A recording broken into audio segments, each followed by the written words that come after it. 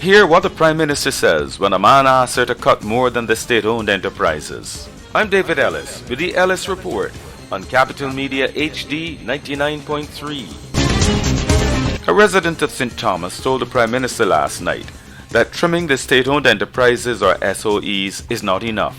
I want to add one other to that group, ma'am. Your cabinet. The response from Prime Minister Motley was somewhat familiar. Many hands make light work.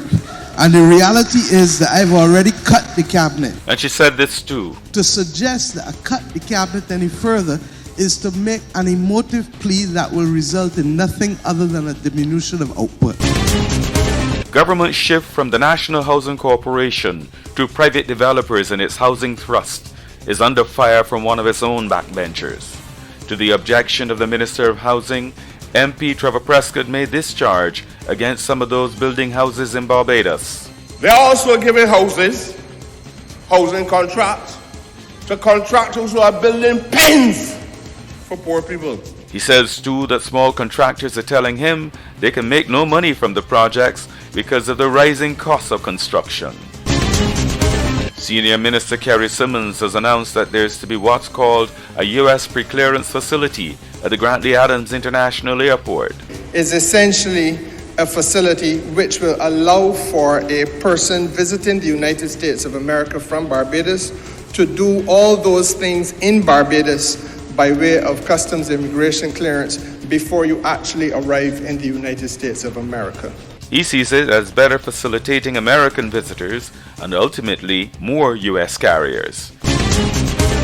Home Affairs Minister Wilfred Abrams has responded to those who say Barbados shouldn't have provided severance pay to just Bajans who worked with Liat, a criticism that has come from Antigua's Prime Minister Gaston Brown.